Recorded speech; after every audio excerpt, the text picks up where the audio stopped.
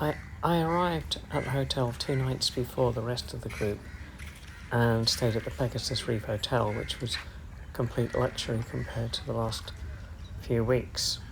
Lovely hotel, right on the beach, lovely food, although the first night there was a banger music banging out all the time for some reason. Then in the morning, give you an idea of Sri Lankan food, some of which is different from Indian. Red rice, green rice, beef bar curry, which was so hot, prawns, fish mustard curry, tempered potato, kangaroo something or other, garlic. Much different from our usual. There were lots of weddings going on, so just some examples of some of the costumes that you saw there.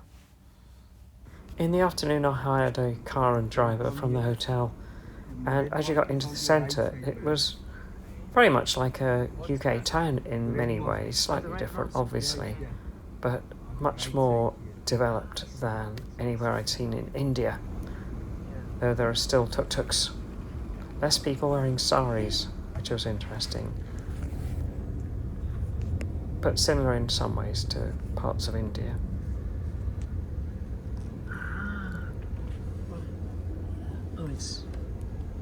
This is the Red Mosque, which I wouldn't be allowed to go in. Wow. Can women go in there? No, not allowed. Just men. These are meant by the English, in Colombo, these places.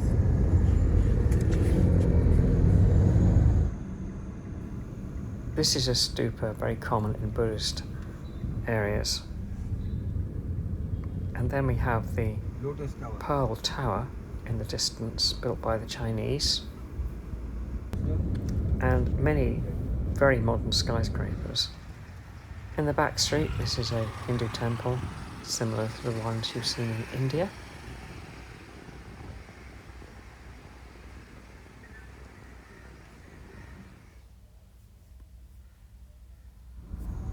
And then this is actually a hospital, ultra-modern building. Looks like a hotel. Very space age. And then at the foot of the hospital, swinging round, there is the centrepiece of the city, a beautiful lake that you can hire boats on. The next stop was the Buddhist temple, which was pretty amazing inside, fabulous intricate carvings. Had to take my shoes off, but otherwise no restrictions. Incredible amount of detailed stonework and carvings. And when you get inside, it's truly unbelievable.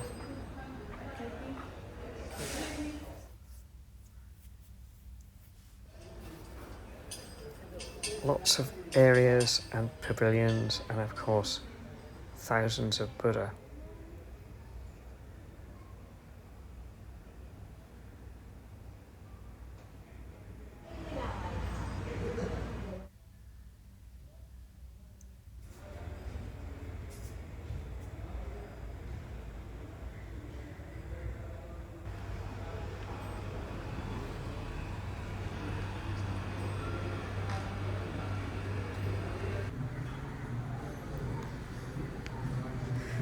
Another stupa.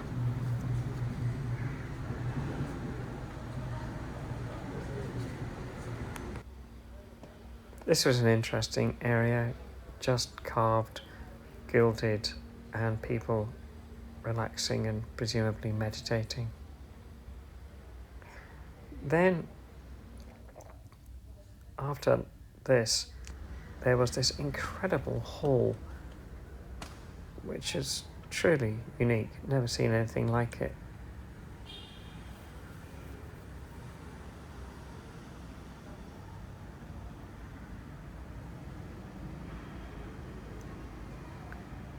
Can't imagine the effort made to create this.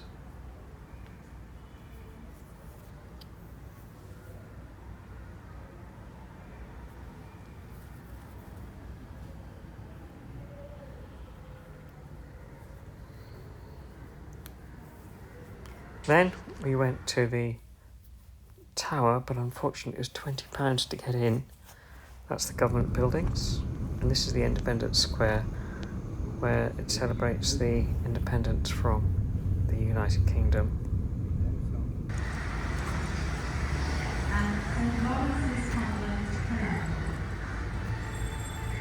Obviously a place of quiet contemplation for many.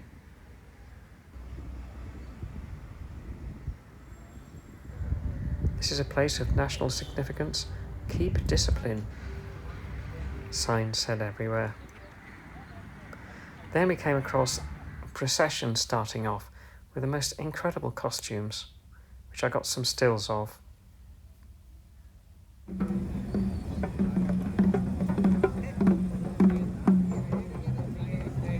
Apparently it's a Hindu procession about to start.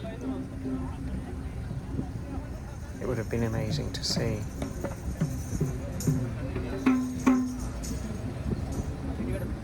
The sheer variety and bizarre nature of some of the costumes was incredible.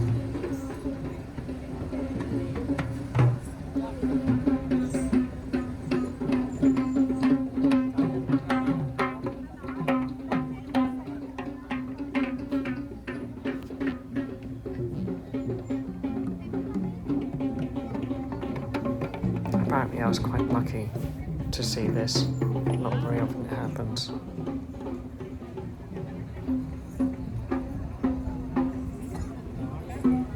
It just went on and on.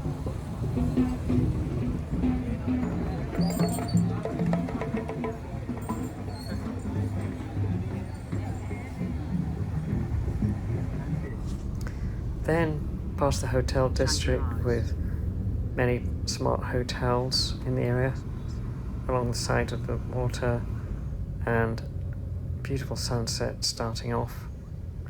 Then we drove back to where the hotel was, just north of Colombo. Again, very Western.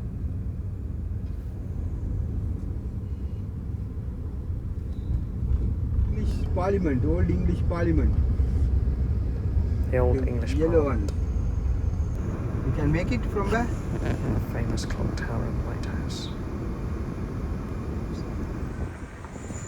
Then driving along a lovely canal, you're getting very, very little litter, which makes a change from the UK. Then you got to the back streets, which are a bit more ramshackle.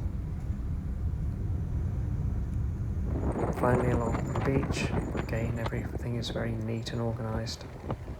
Bit of rubbish, as you can see. And then back to the hotel for the evening.